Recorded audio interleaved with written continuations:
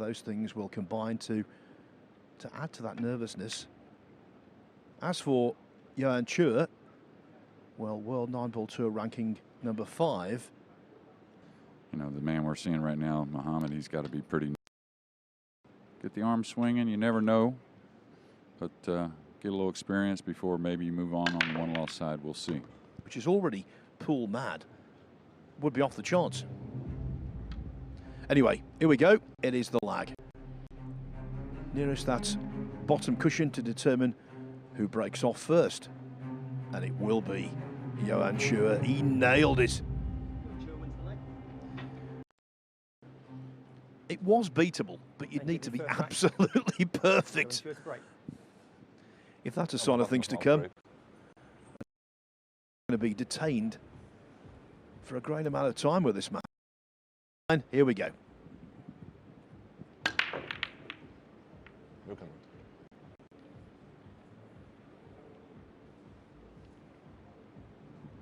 Yeah, well, a dry break to start. I was going to say, if there's ever a time and a guy that could do it to beat that 5 racks that Robbie Capito put up last night to try and get that 10K bonus, I think this is the guy and the timing or the time to do it. As a big favorite, you're on a table that the pocket played on the slick table quite a bit in the last 18 months. So we'll have to see if he can maybe threaten that later in the match. It's not going to happen here in rack 1. On the left leg. Yeah, if I'm Robbie Capito, I'm not going down to the bank just yet, but I'm feeling pretty confident on 5. Yeah, you got to feel like you might even get a piece of it if someone ties 5's going to be tough. You know, you're not going to be up 3-0 with another chance. You know, as a big favorite, the matches are going to tighten up when it comes to not take a chance just because that 10K for the bonus. Can I just say, what a fantastic idea it is. It's a really good talking point. It's extra prize money for whoever wins it, obviously. So in itself, it was, I think, what pool needed in snooker prize, and that's a constant narrative. And I think this is really good. On the back, CHUA go airborne. Yeah, very interesting shot to take on after the push out.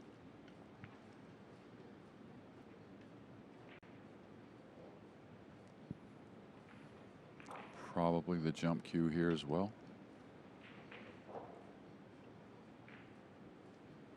Ball open with the 2 over the corner. You figure whoever gets that 1 down will be a favorite to win rack 1. Now,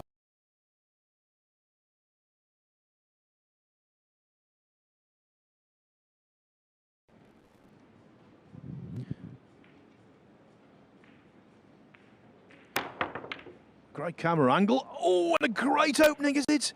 The 9 is on the precipice. How did that stay out? That's literally a fraction of a millimetre from dropping. I'm sure it'll drop now. yeah, you really couldn't hit it any better, it seemed, and had to draw the cue ball with the jump shot to play the carom, but an easy combination to get on the board for CHUA.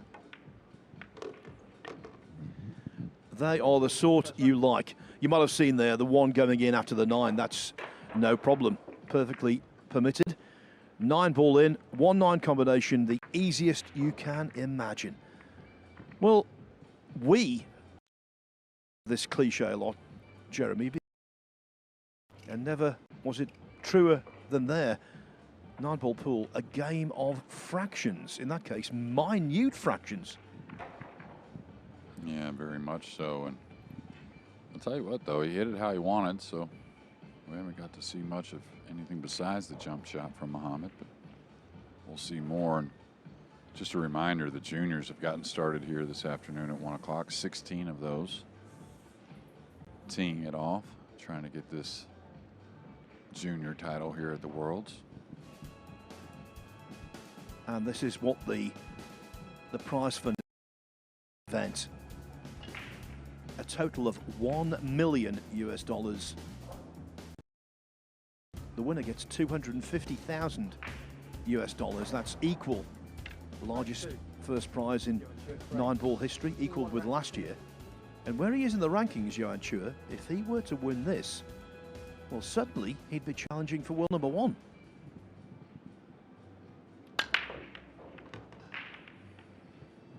Yeah, much better break off there. And again, the spreads that the good breakers get, that's what opens up the door to put.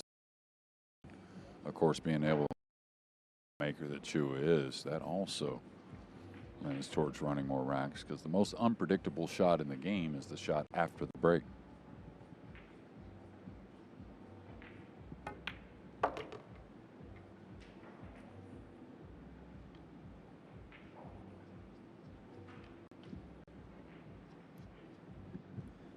Last year, after squeaking through his opening match, CHUA and Shaw in the second round. He missed a few of those and was beaten, but we weren't expecting that miss.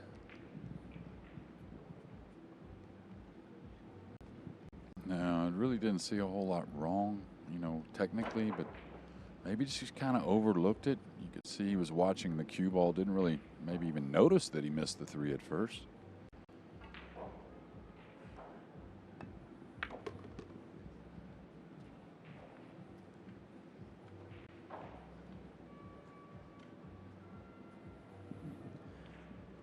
AL-BALKHI's debut in the World Championship. Talk about being thrown in at the deep end, up against one of the game's finest, out there on the main TV table.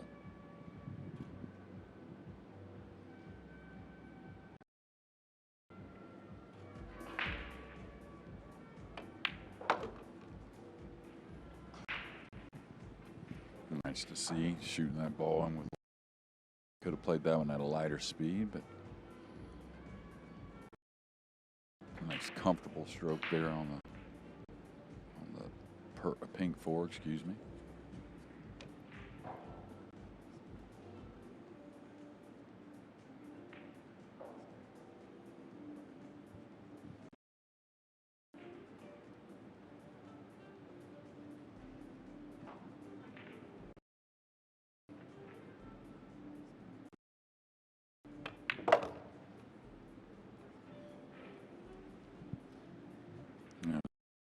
That shot was very different.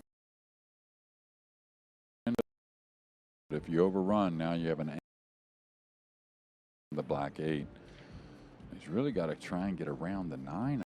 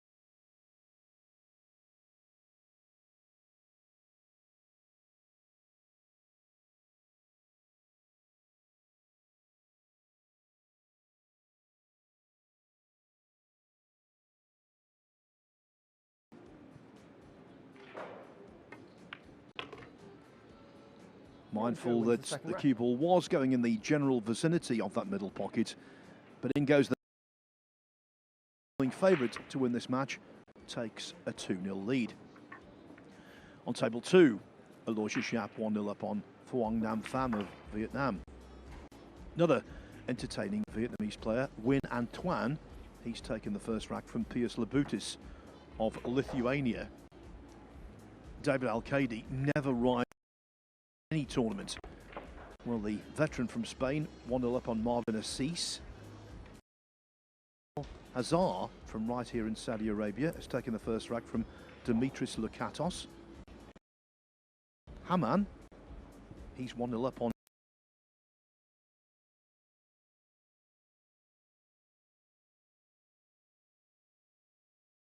off pool. Rack 3. And Konrad Yuzhushin has made a quick start against Michael Feliciano. Yuzhushin leading 2-1. Riku Rompainen, the youngster from Finland, 1-0 up on Chris Melling. Yeah, and it seems like every time I see Riku, he's grown another 3 inches. What is he, about 6'5" or 16 or 17 years old?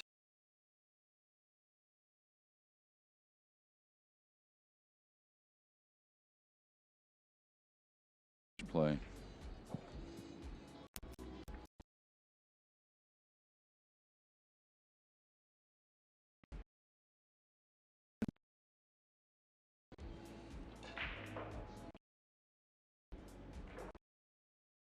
Indeed, it does.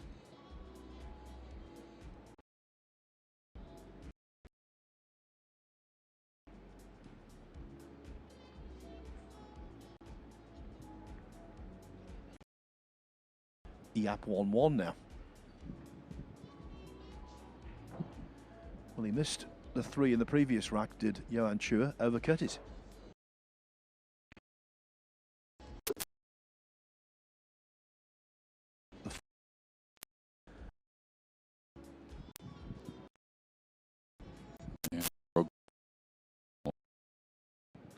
Kind of just overlooked that 3 ball for what would have most likely been a break and run, but forward here, he's going to draw, play for the short pocket position, but of course you can't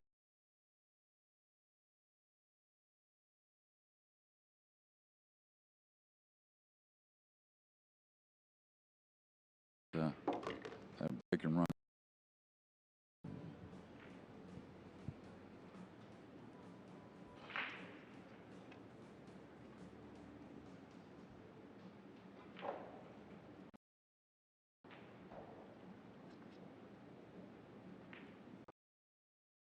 Looks like he's got to come some 2 to 3 rails between the 8 and 9.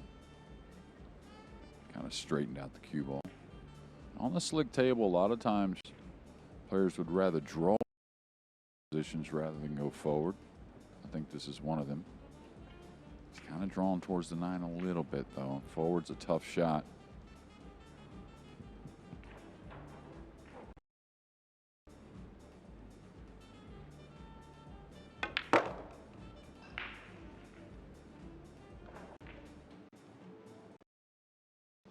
Judgment par excellence. He's an absolutely terrific shot maker, Johan Chua. We've already seen evidence of that as he tightens his grip. You can't wish for a better start than that. It was a 1-9 a missed 9 ball from his opponent in the second, at his best in the third. It is 3-0. Ball tour ranking.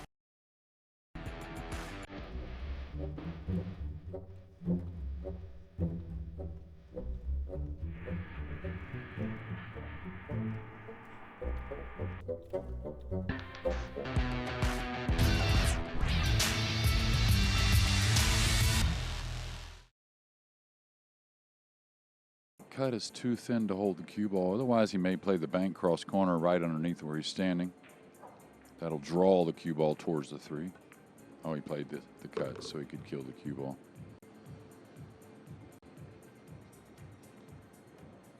I'll tell you, If he doesn't miss that little chip shot 3-ball in rack number 2, he's probably going to be sitting on 3 breaking runs here after he gets this one. So maybe in position to make a little run at that 5-pack that Robbie Capito put up last night.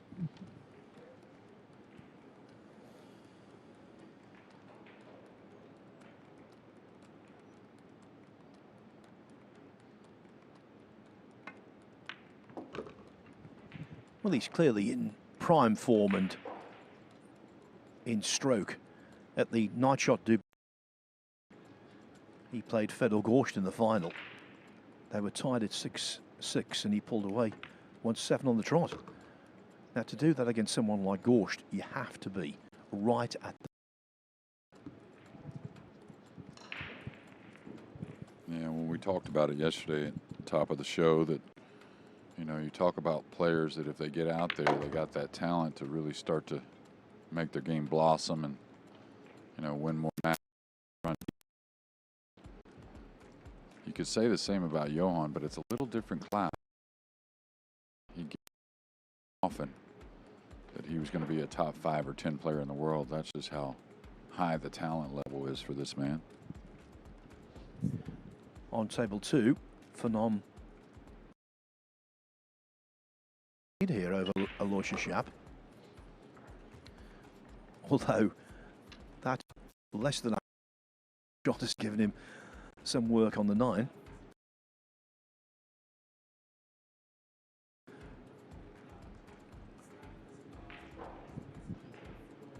I was wondering what he was doing there, Jeremy, but now it all fits in.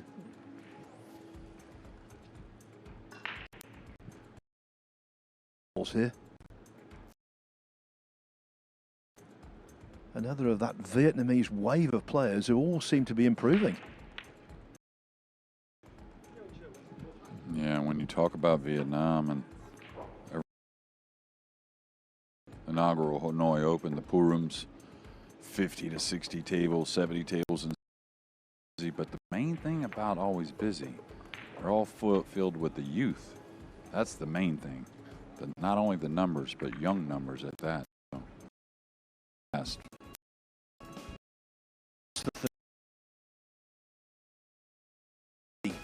The of the demographic.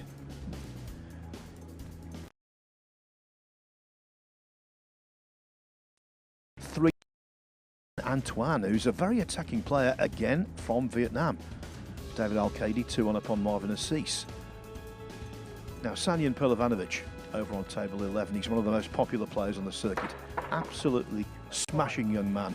And our condolences go to him because very recently his father passed away. So we're all wishing for Sanyan to do well here.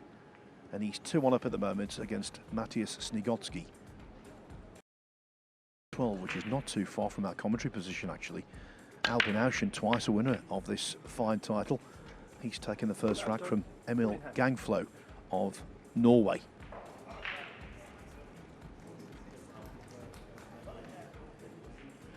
So after that, there are 2 players very pleased.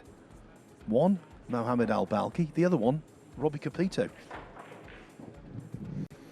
Yeah, and good shout there, Phil. And I think Robbie will probably try to beat his own record, of course, trying to get a little more insurance. But again, that's going to be a tough number to beat as these days move on. So I kind of like him right now as a favorite to at least get a piece of that pie.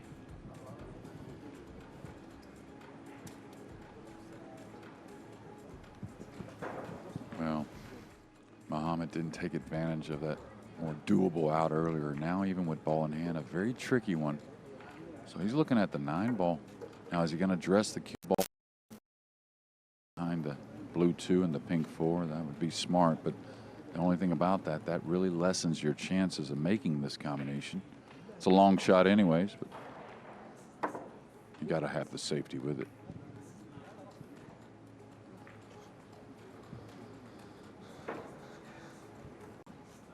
And I think, you know, of course, Win Antoine is a bigger name just because he's played longer, I think, than Tien, the guy that beat SVB last night. But I think he's talented, can knock the balls in, play aggressive, but they both shored up the tactical side of things A lot better cue ball. Now, he didn't play the safety. That's surprising.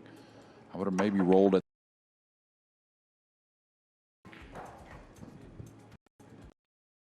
Well, he caught the 9 ball grossly thick. I'm surprised he didn't get closer with that one.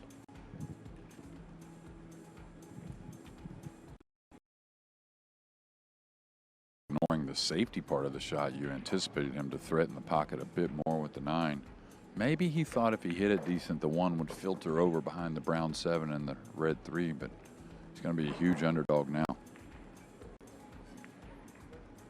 You expect so anyway. Oh, he's going to. We always know he goes for his shot, and there was a lot going on. The cue ball to hold for the 2, make a thin one on the 1.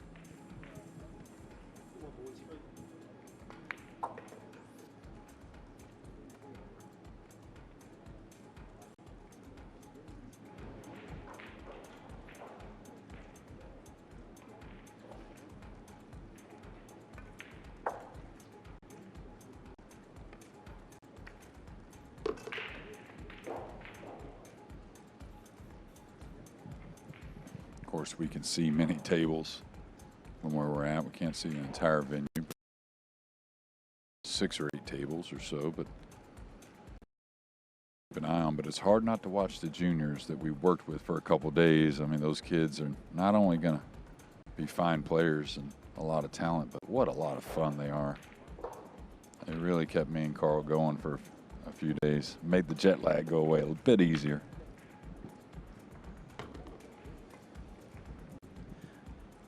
Very nice bank. Let me quickly tell you one result.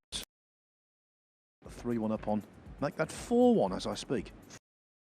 Mahmoud Ibrahim Sharif.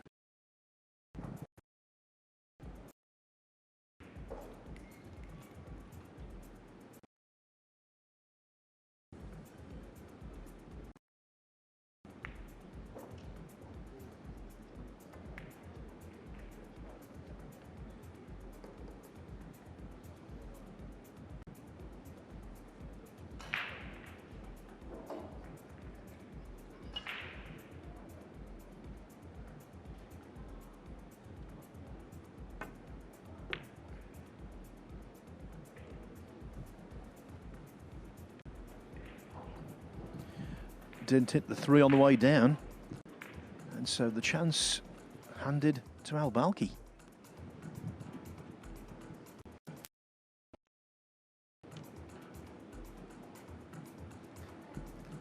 And really, Jeremy, if he's going to stand any chance of being competitive, these are the opportunities he has to develop. Yeah, we can tell he's capable, that's for sure. He knocks in some nice balls, moves the cue ball nicely. Looks like pretty decent fundamentals overall.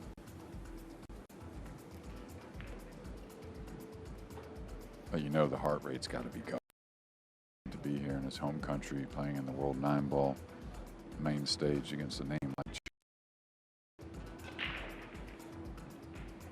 But as the match goes, you tend to forget about that a bit. And now it becomes more about making those mistakes that start to get you wondering. Jeremy, tell us about the first time you played a really high-profile match against one of the best in the business. It was probably in 1999, the first, the Camel Pro Billiard Series back in the day, first tournament of the year. I actually got to the final to play Earl Strickland. That's kind of was my breakout year on tour, and I kind of got overly happy, I think, to make the final. And he just whitewashed me 11-2. I mean, I made, I don't know how many mistakes the first 4 or 5 games, and then Earl didn't shoot much from there, but never forget that match. I think the final score was 11-2, by the way.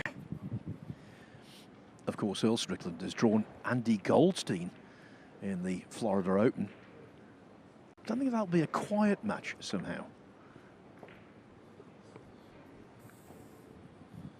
Yeah, I don't think Andy's too afraid to rib anybody, and don't want to really mess with that part of our road, but I think Andy's up for that task, and I'm actually playing that event as well. I really want to win that first match before, and probably not going to play however many years anyway. So also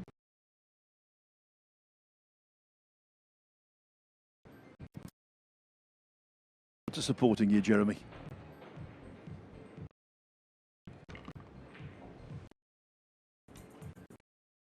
A lovely little. It was all making.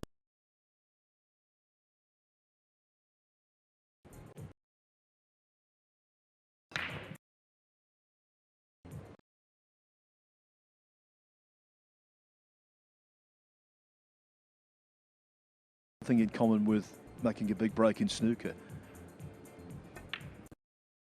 Always give themselves as many options as they possibly can.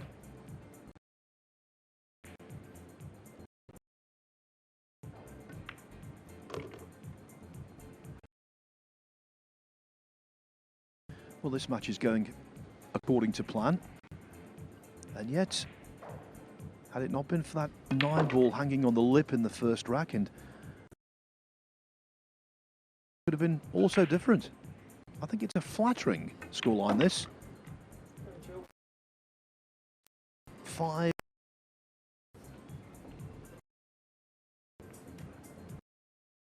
Antoine on tape. He's 4-0 up on Pierce LeBoux. Got the 9-ball to go ahead.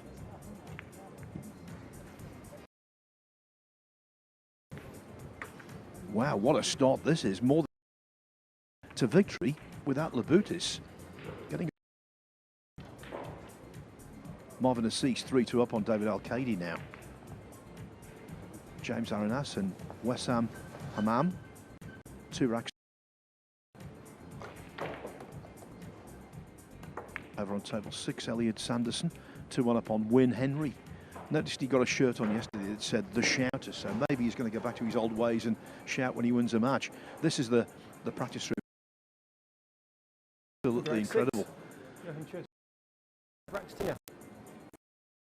To get ready for your games, to have tables like this in a setting like that, Jeremy. Yeah, absolutely. Spare no expense, and the food's pretty darn good as well. And really treat the players like gold, as they should. I mean, these players deserve it. They put in a lot of time, travel the world, very, very rough schedule being a professional pool player, but this is the climax in a lot of ways.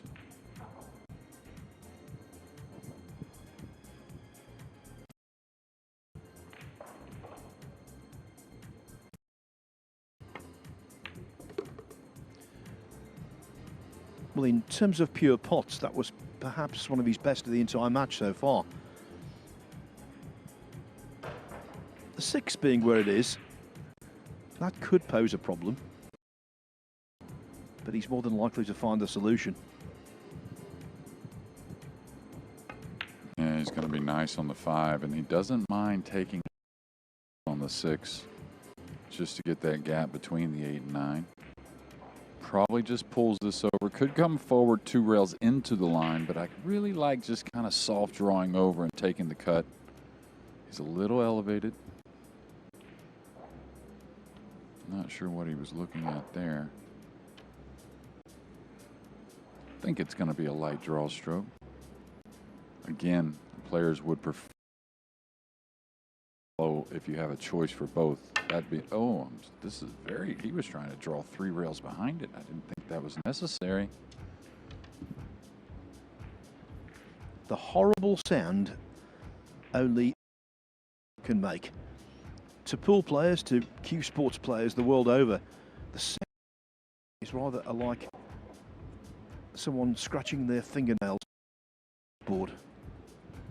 Yeah, I always relate it to hitting the hosel on the golf club, but yeah, it's never pretty, and a lot of times it's just maybe a little flinchy with the hand right there at impact. But he was trying to rip.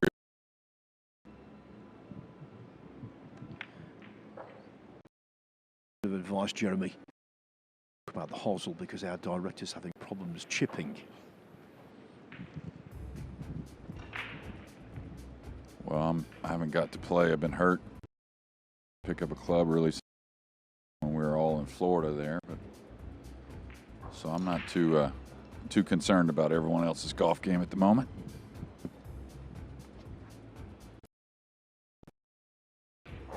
I'm kind of curious. You know, I know it isn't 5 racks. I feel like P.S. Labuda did get to the table in those first at all, so probably hasn't done a whole lot wrong to be early.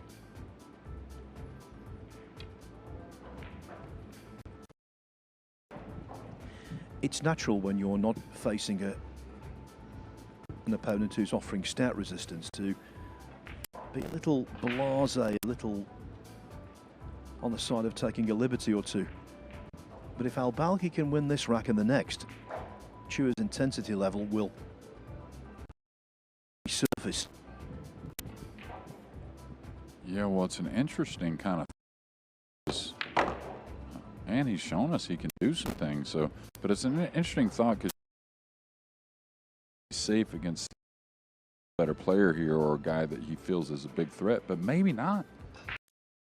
Back against the best in the semifinals, the finals, it does not matter.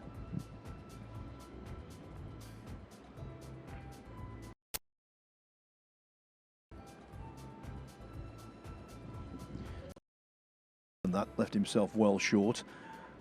So really thin on this brown 7 ball. And of course, when you're hitting a pot thin, that means control.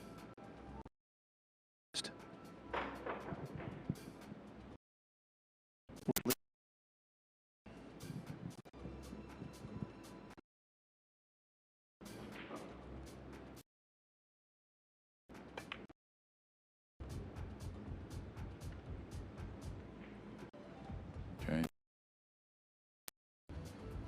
You know, you normally would like to come back with the board and play the 9 from underneath. If he does come back, a little more missable, having to put a little to the stroke. You watch out for the cue ball cross side. Wouldn't fault him if he played from underneath the 9.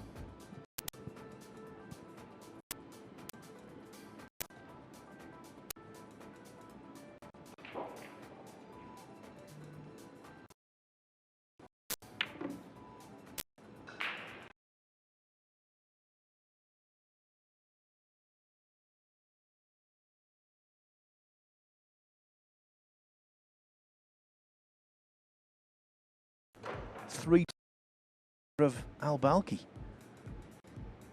And if this rack goes away from him as well, bit of a donut, call it what you will, rears its head.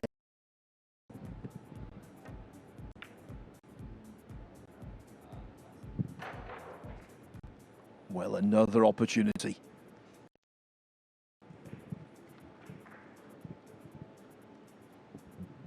Yeah, now we'll see Muhammad play from underneath the 9. So, bit of speed coming across. Don't know the man's. This should be fairly routine. Oh my. And that's the slick table. Adding the right spin. If you get into the ball a little bit, ball tends to squeeze a bit more and you catch that 8 ball thick.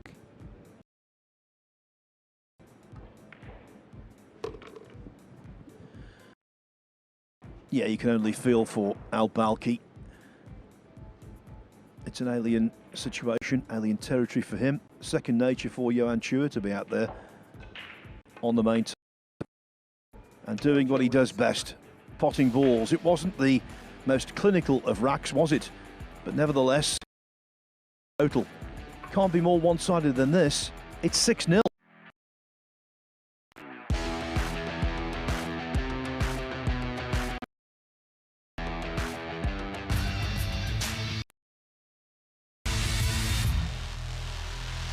Jeddah in the Kingdom of Saudi Arabia. This session dominated by Filipinos next up. It's AJ Manis against Alexis Ferrer. I was just about to say this match has been dominated by a Filipino, Johan CHUA, which is true. But how Mohammed AL-BALKHI hasn't won a rack or two yet is beyond me. Another scratch on the break from CHUA. He's making his mistakes. AL-BALKHI's getting to the table to convert.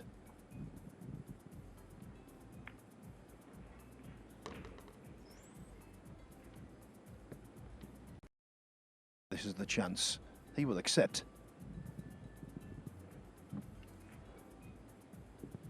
It's overdue.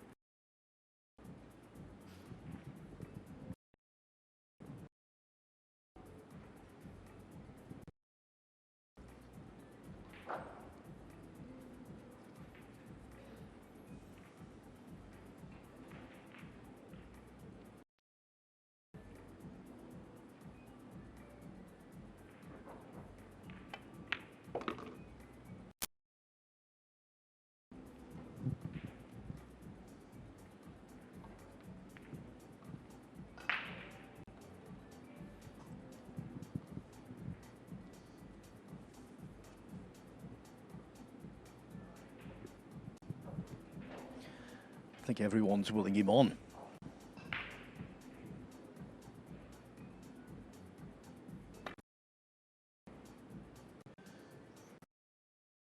Surely will not.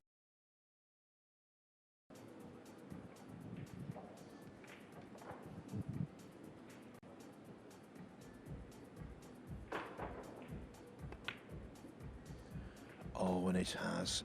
You cannot believe it. Your nerves. Little stretch, but again, you see all the other balls he knocks in. I agree with you, Phil. Just sometimes you get on that 9 ball in certain situations. Same, especially for the man. And he's going to try and slide this to the upper left. He's trying to play a little bit bigger pocket where he can use the side rail. Now he's going upper right. So this one's got to be hit very cleanly.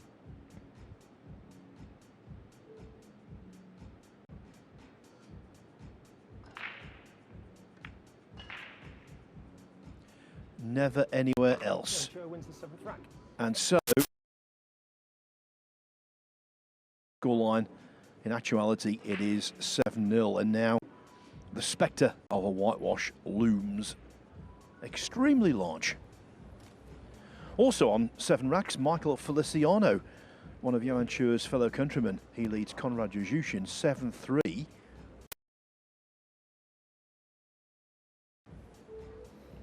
Mohammed AL-BALKHI will not want to see that one ever.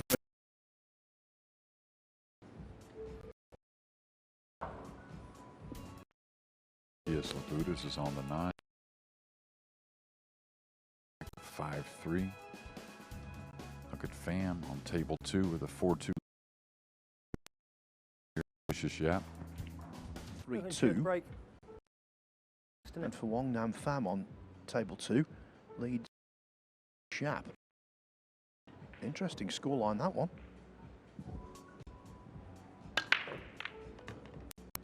And again, you only have to win no matter how you do it.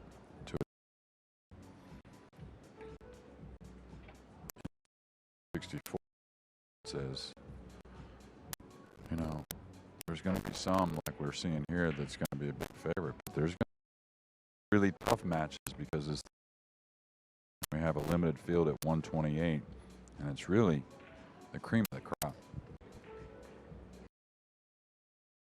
True major. UK Open, USA 156 player field. It is a case of runaways because of the variable.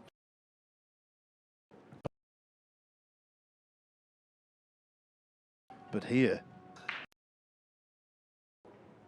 smaller field and easy draw.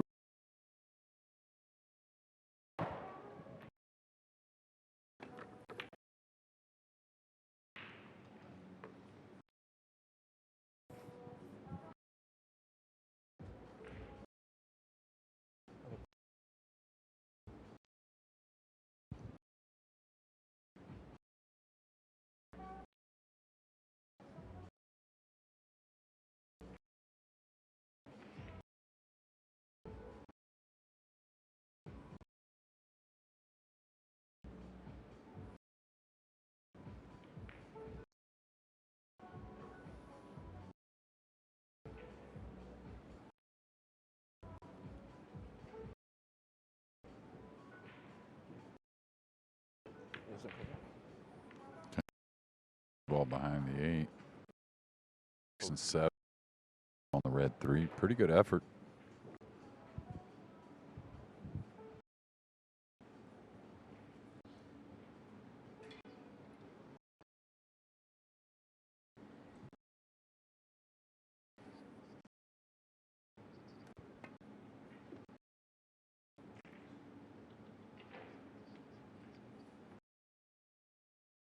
About easy draws, Jeremy, and in fact there, to say the least, if CHUA comes through this, which seems overwhelmingly likely, the opponent will be Hungary's Oliver Szolnoki, who's been a semi-finalist.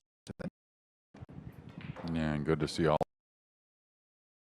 play as many events there for a little while, but just scientists on the table. I've been seeing a lot of pool and learned a lot from a lot of great players. When it seems like when I watch Oliver play just a match or two, I learn something more and more. Just a very smart player that's, you wouldn't think just watching him play, he's one of the best in the world, but I think he's certainly a top 30 or 40 guy. With that stand wide, he would fit into one of the smaller pool rooms where there's limited access around the table. Well, little. Well, he's got the head cocked a little bit. You know, he's kind of like I don't know what the right word is, but a little different look, you would say, but a very effective. And once he gets comfortable knocking the ball in, very dangerous. He doesn't look at Johan CHUA. He's 33 years of age. They call him in the central Philippines. And he's been around for a while, but it was last year that impact and really signed his name onto the elite sheet. Yeah, well, you know, 33 and still was playing, you know, a decent amount of pool when I first saw him, but I've been around the really have only seen him prior to the last few years come to the small handful of times. Now, a group of people in this room right now who may be 3, they're at the juniors taking part in the Saudi Pool Challenge event taking place right now, and you got to know by doing coaching sessions with them over the last few days. Yeah, just a great group. We worked with the Saudis that are in the event of the 16. Fortunate enough to get to play here and learn kids that are doing so, though. I mean, of course, they're very young, but it's just a true pleasure to get to work with them. So it's a double elimination format in that junior event to the last 8 when it's elimination. Races you can get your teeth into. Well, this match, if you just looked at the scoreline, you would assume would have been very different from actually it really has gone, which is AL-BALKHI having plenty of chances but unable to take any of them. Yeah, I mean, not just, you know, Sam didn't have quite as many chances against Federer, but a little similar until towards the end of that match where, you know, Sam just made some nice shots to get in position to win racks, just kind of maybe got snookered or missed an easy ball. But we can see, though, Muhammad, his first World 9-Ball Championship, much more of them in the future.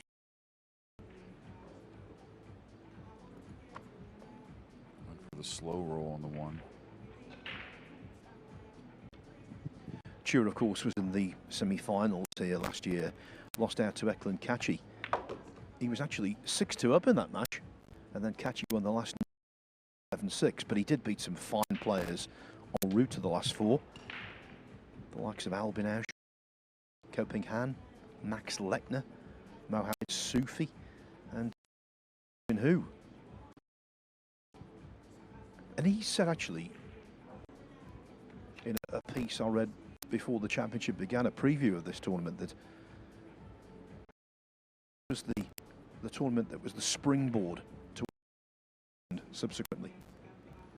Yeah, absolutely. And went on to win Hanoi, of course, but I'm kind of curious what we're going to see from Eklund here. You know, after that, didn't have European Open, then decent European Open, but not the best for him. And then the PLP didn't go very well right after, but then he went on and he went on to the U.S. and played a couple events, and he had some nice results. How much he's played since then, and that was all the way back in April, which is a long time for pool players to take off, especially coming into such a competitive event like this World 9-Ball.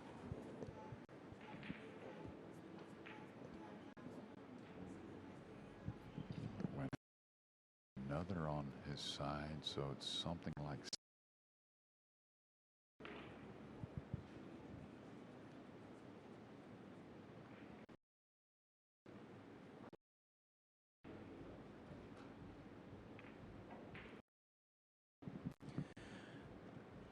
Well, Mohamed AL-BALKHI will not have an easy task in his next match because the youngster who's full of promise, Felix Vogel.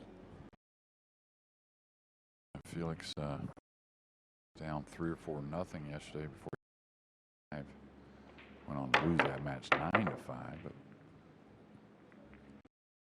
I like the way what he does a lot yesterday, and he's one that certainly will gain experience and a lot of confidence the more of these he plays.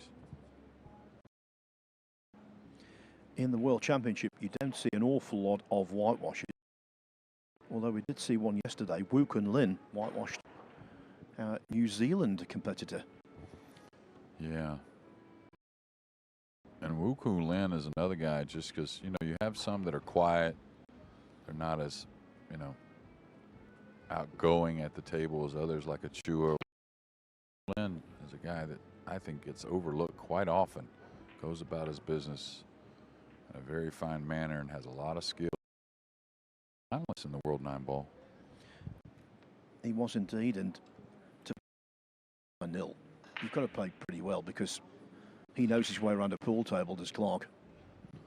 Yeah, and these tables is, at least now, you can kind of slide the ball in a little bit. You know, the pocket's not playing quite as difficult as it will later in the week. But if you have to put any speed, if you start to get out of line with the position of the cue ball and have to get into it a little bit to recover, those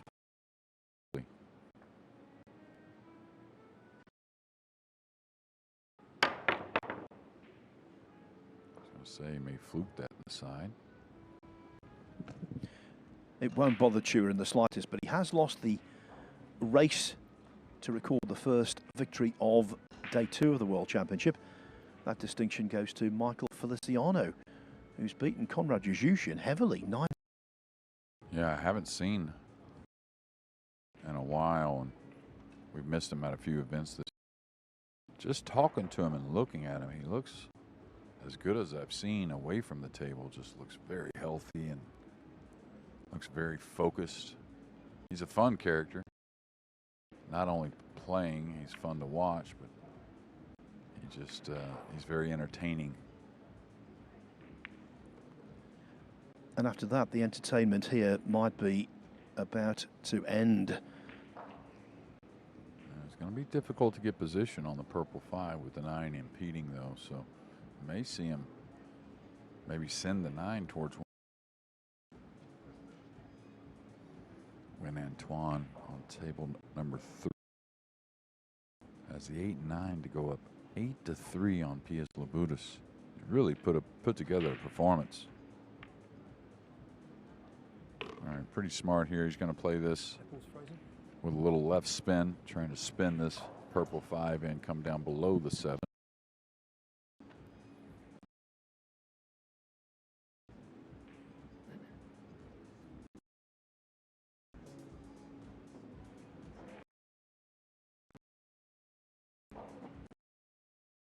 Not sure for you, but Emil Ganflo's a lot of time. 2-time champion at this event. Only 2-2 there, so it is a slow. He should go up 3-2. What a pot that was, coaxed in with a typical Johan CHUA pot. He's got so many tricks in the box, hasn't he? Yeah, we're going to ball trying to come up, going down. Wow. That made the 5 ball look like ball in hand. Oh, that was just sensational. Johan CHUA.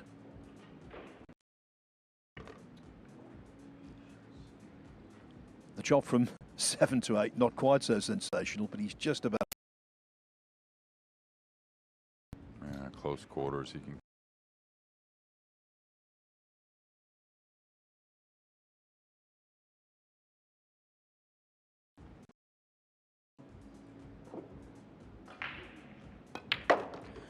Mohammed AL-BALKHI will rue missed opportunities, most notably a quite simple 9-ball. On the board, instead, Johan CHUA, number 5 in the world 9-ball ranking, and already a major winner on this tour, is through by a perfect score of 9-0.